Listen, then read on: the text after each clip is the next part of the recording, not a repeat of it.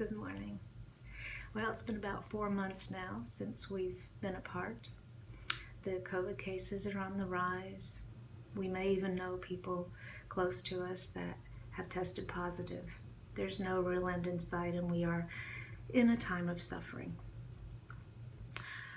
About 8 years ago, when I was going through another difficult time, my mother had experienced a severe stroke, and I would travel down to Port Orange every month to see her, look after her.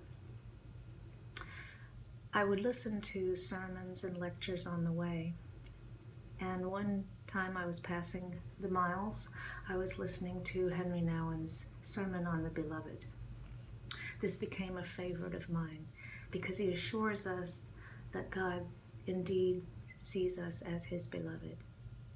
But our spiritual path is marked by 4 words that Nouwen uses from the breaking of the bread, the Last Supper, and the road to Emmaus. These words are, we are chosen, we are blessed, we are broken, and we are given. Right now it feels like we're on that broken part of the journey, and it hurts. It's the hardest part. But through it all, we know that God is right here, and he loves us.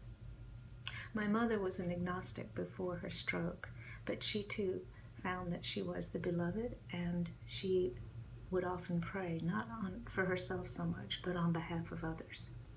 It does help to know that when God is near when things get tough. James Finley, a Thomas Merton scholar, advises us to actually lean into the suffering. He suggests that we simply focus on breathing as we sit still. Here are his words. As we sit in the midst of the arising of anxiety, when we inhale this love of God loving us through and through, anxiety and all, finding no hindrance in our anxiety, loving us so unexplainably forever.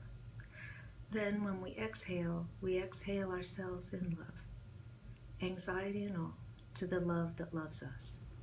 This requires gentle perseverance because anxiety comes again. It doesn't automatically go away. We sit with it, we lean into it again, and we hold fast to this love that sustains us in the midst of things. It is in this way, little by little, that we come to understand the insubstantiality of everything but love. Love and then love alone has the authority to name who we are. Both Nouwen and Finley are telling us that there's much to learn through periods of suffering. In fact, they are transformative times. We don't come out of them exactly the same as when we went into them.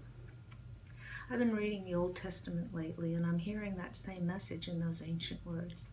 The sufferings of Job ended with his submission to God. And there are those beautiful words of Isaiah in chapter 46, let God carry you. Those words helped me during a time of brokenness. I had to let go and let God carry me because I was unable to make the trip through that particular sadness by myself. I had to lean into the pain and breathe in the gift of God loving me through.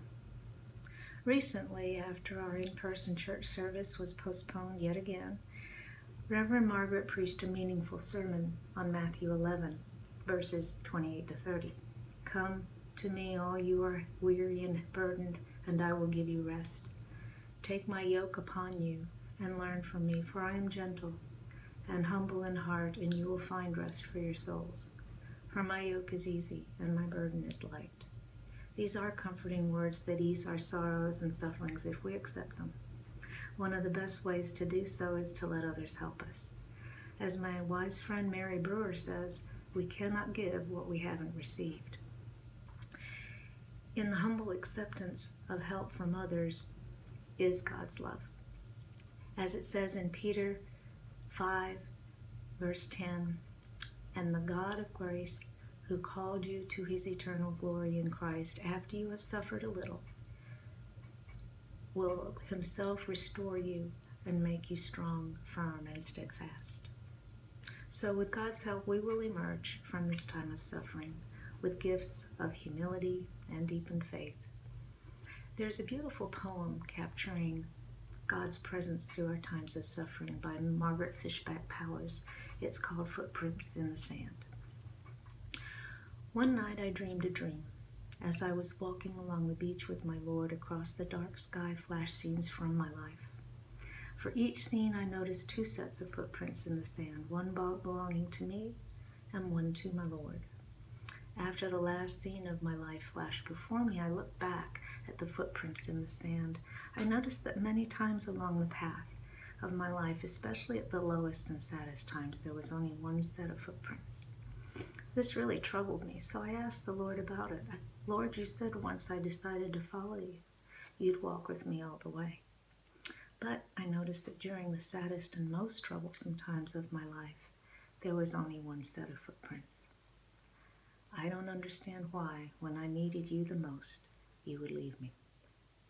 He whispered, my precious child, I love you and will never leave you. Never ever during your trials and testings, when you saw only one set of footprints, it was then I carried you. Amen.